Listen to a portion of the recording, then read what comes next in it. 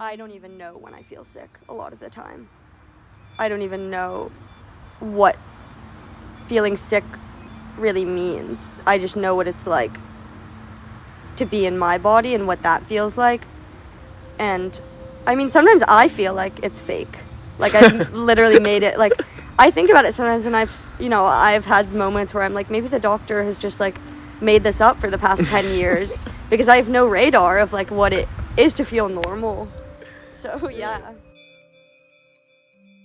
I am now used to being somebody who kind of triggers worry in people, which is kind of a complicated thing where like my family lives in another place, and it's just every time I visit them, it's the first thing, in South Africa, the first thing that they say is like, oh, you look so thin, you look so sick.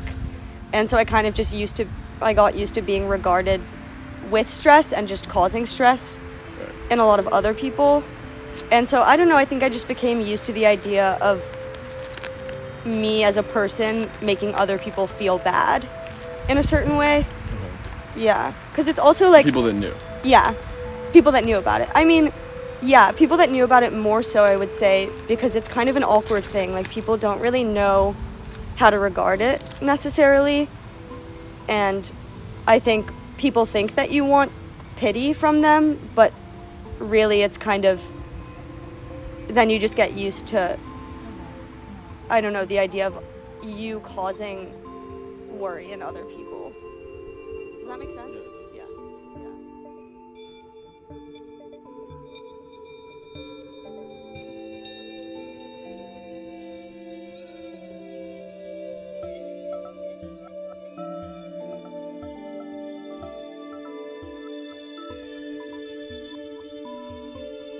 But I think also as I got older, it became a lot more complicated because the whole thing with Crohn's is kind of, there's not really one thing that makes it worse or causes it, and so there are a lot of things that you can blame on it. And I think it became a really common thing for when I was feeling sick for my family. Their response would be, well, what did you do wrong to make yourself feel that way? Like, it must be what you're eating, it must be your sleeping patterns, blah, blah, blah. When I reached probably 10, I became really aware of how taking care of myself would affect my illness. And so I think my parents became really critical of how I was taking care of myself, and I would get judged for doing things that a normal child should do. Like I would eat candy, a piece of candy, and then my dad would kind of go on a whole, rant about how I'm eating candy and I'm destroying my body. And so I think they definitely instilled this idea in me that I was the one who was causing it in a way. And I know that it was them trying to make me feel more in control of my illness because there were things I could do to help it, but it kind of had the opposite effect where it just made me feel like I was the reason You were different. for all of those problems. Yeah.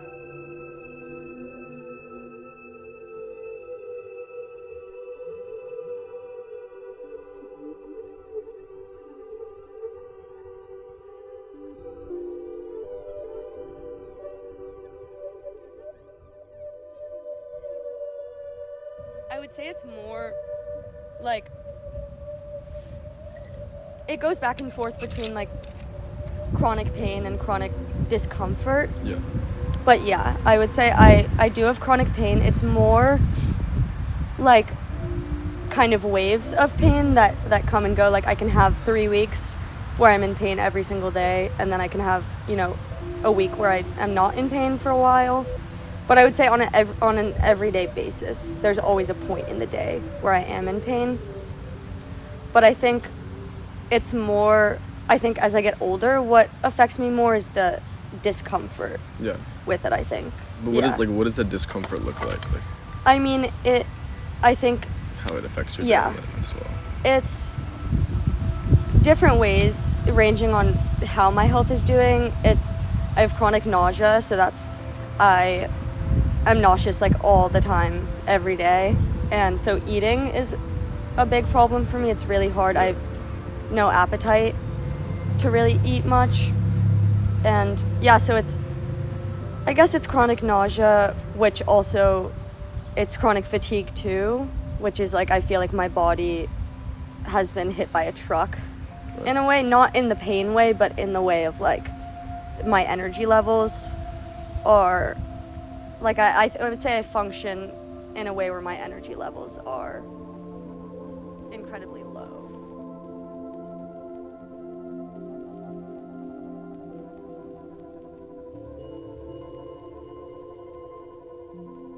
I don't think I was really ever accommodated. Yeah. I mean, I had surgery when I was 11 years old, and I missed a lot of school. I missed a couple months of school, and I remember I came back and I really struggled in middle school because I was kind of on the back foot and I had missed so much of it. And the thing about Crohn's and accommodations is that there's not really one way you can accommodate it, because it's not like, yeah, it's more like, I don't know, just, I don't think schools really have accommodations for the kind of things that I would need, which are like, you know, not being able to show up a lot of the time. I missed a lot of school because I had to have infusions and medications, and, you know, I got a lot of bad grades because of it. Yeah. And yeah, so I would say they honestly didn't really accommodate me. And especially as I've gotten older, accommodations kind of get harder and harder because they expect you to have more. Yeah, they expect you to kind of grow up and get over it.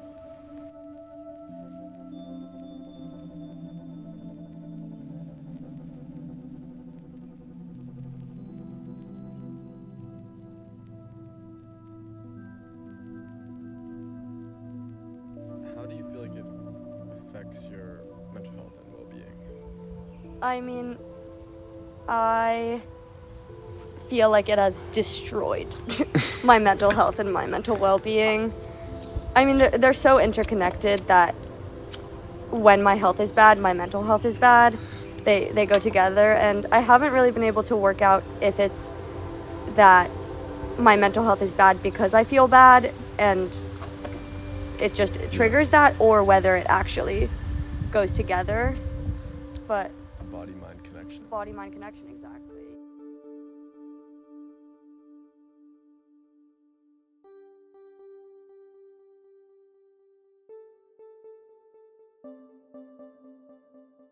I have depression. I have pretty bad depression, and I think I wouldn't necessarily have it if I didn't have Crohn's disease. I think it's just that, I don't know, like, I think at a young age I was kind of exposed to discomfort and pain and freakiness in a way, and so I think, I don't know, I stopped having a positive outlook on life just because I was aware of how wrong things could go at such a young age. So it definitely has many bad things, because I'm going to be like, it's ruined my life, because it has ruined my life. Like, You feel like it's ruined your life? I do think it has ruined my life. Yeah, I definitely think it's ruined my life. I think that I can still live life in a way that I can get something out of it, but I do think it has ruined it. I just think when you feel so bad on a daily basis, it's hard to kind of look into the future too. You can't really plan that far ahead. Yeah, because it's a very unpredictable disease too. Yeah. Like, you don't know what complications are gonna arise.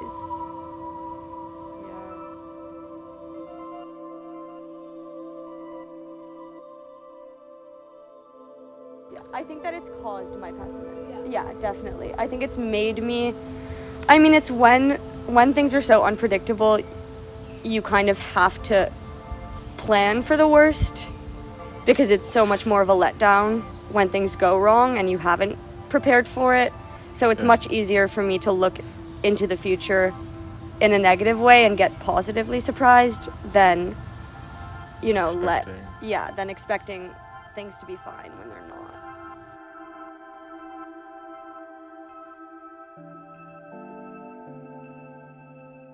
Why do you smoke cigarettes? Why do I smoke cigarettes? This is kind of honestly also really deep. I think this kind of goes back to my parents making me feel like I was kind of the one who was causing my disease. When I was in middle school, after I had surgery, that was the best my health had been, and when I was younger, I didn't eat sugar for a year. I wasn't allowed to eat sugar at all. I think I missed out on a lot of things from childhood. And when I got older, I just completely rebelled against that, and I wanted to do everything I possibly could to treat my body like shit. And so I think it gave me a sense of power, smoking a cigarette and doing something that was so harmful for my body. Yeah. I think I had a lot of anger towards myself, and I found it really soothing to be kind of self-destructive. And that was definitely the start of my smoking, or why I started. And then, of course, like it always does, it became a real addiction. Yeah. But yeah, I think I definitely was really drawn to the idea of cigarettes being notoriously so horrible for your health. Yeah. And it made me feel some sort of power kind of actively hurting my health.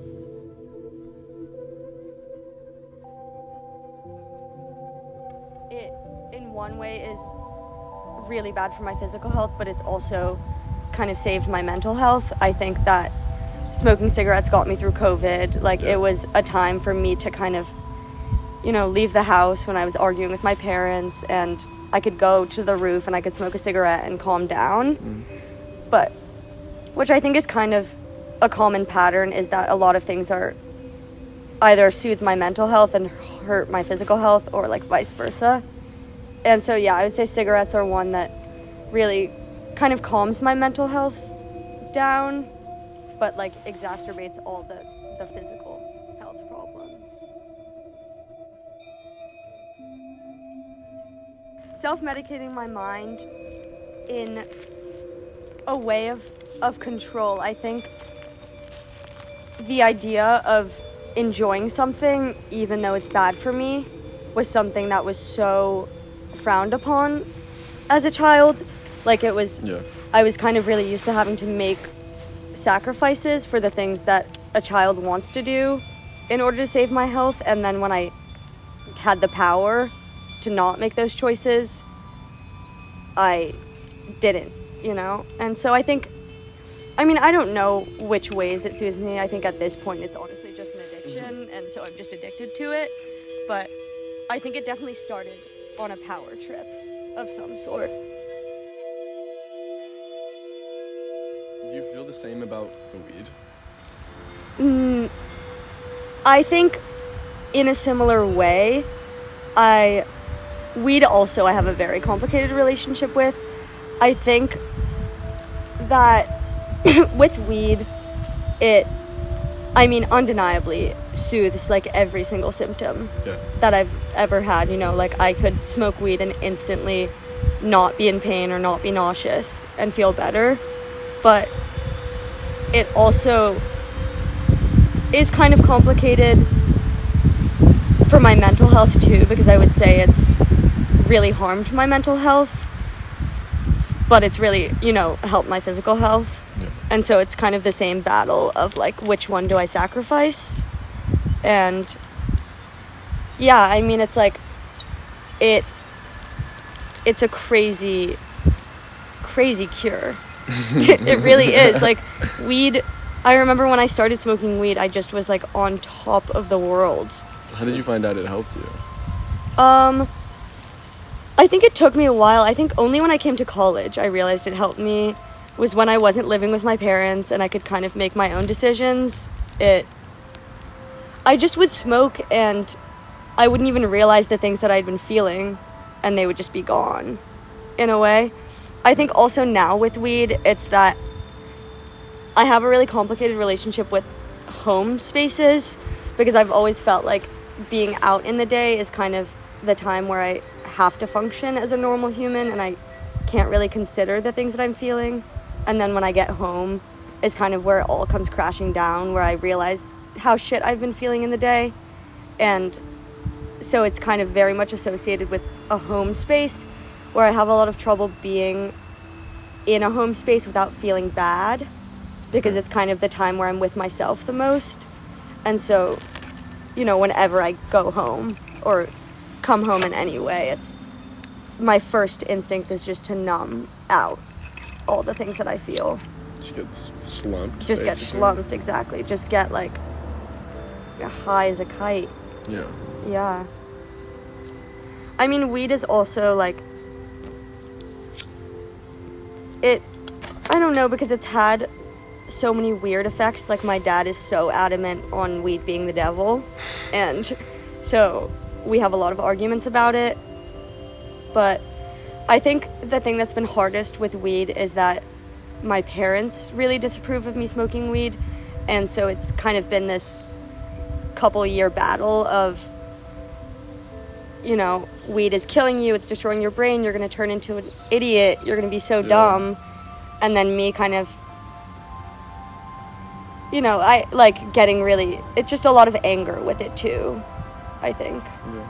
Like, yeah, it's definitely a touchy subject in my family, because they also, I think my family sees it as a cover-up rather than a solution, which it is.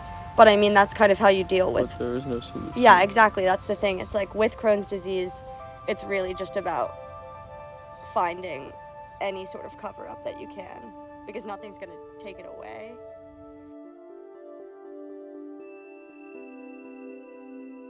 I definitely do feel like a burden. I think that it has come a lot from my family, unintentionally, you know, like they just want what's best for me, but I'm conditioned to cause worry in other people, and so I feel like a burden to my parents, because I will always be a burden to them, because they will always have to take care of me to a certain extent. I only feel like a burden to the people around me when I talk about it. But like going through everyday life, I don't feel like a burden, but if I'm bringing things up, I definitely feel like a burden. Yeah. But like my parents, I'll always be a burden to them because of it. Do you feel like you need to prove it sometimes? Yeah, I definitely do feel like I need to prove it sometimes, but I don't even know what like proving it would be. I think it's more just that it's more about forgetting. I think I have to do a lot of reminding more in that way, like remind people that the reason why I'm acting a certain way is because of my functioning level. Yeah, I do feel it's definitely, yeah. I think I have to remind people more in the sense of like why maybe I haven't been able to do something, or I don't go out as much and I can't. It's more for me, the reminder is for people to not be mad at me for not being able to do certain things, because I think a lot of the time I can't do a lot of things and people see it as an excuse or like a cop-out. And sometimes I see it as an excuse and a cop-out for myself because I forget that I'm not functioning at a normal level. But so you kind of feel the need to explain yourself? I do feel the need to explain myself when I feel like I'm acting a certain way that's not, would maybe not make other people happy. Like, you know, there are a lot of times where I'm invited to things and I say I'm gonna go because I feel good in the day, and then I get home and I just feel like shit and I can't get out of bed. And I do feel the need to kind of explain to people, but I often, it's interesting now that I'm thinking about it, I realize that I often come up with other excuses, so in a way that I don't have to explain it to them directly, if that makes sense. Yeah. Like, I would rather on a night, if I'm feeling really ill, blame it on having too much work than blame it on feeling sick, I think.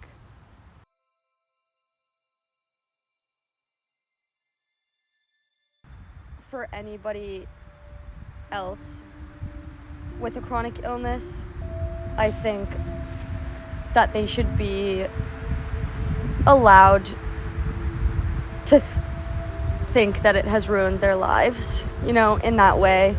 I just think there's a big environment of, I'm chronically ill, but I'm just like you, I can function just like you, I'm normal.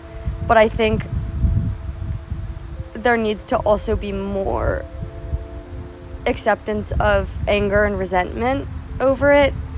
I don't think that everybody should have to feel okay about having a disability. I think that it should be okay that somebody thinks that it ruined their lives, or, their life has been ruined. I think that should also be accepted as a response to having a chronic illness, rather than, look, I'm ill and look at all these things I've still been able to do.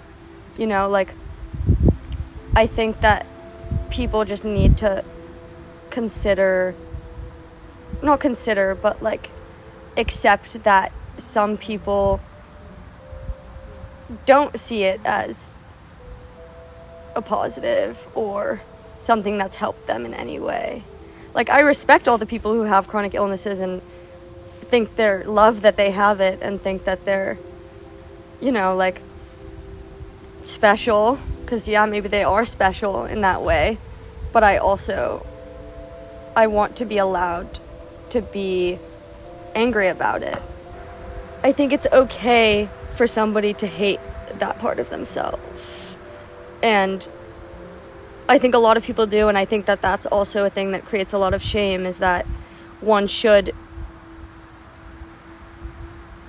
feel as if they're equal even though they have a disability.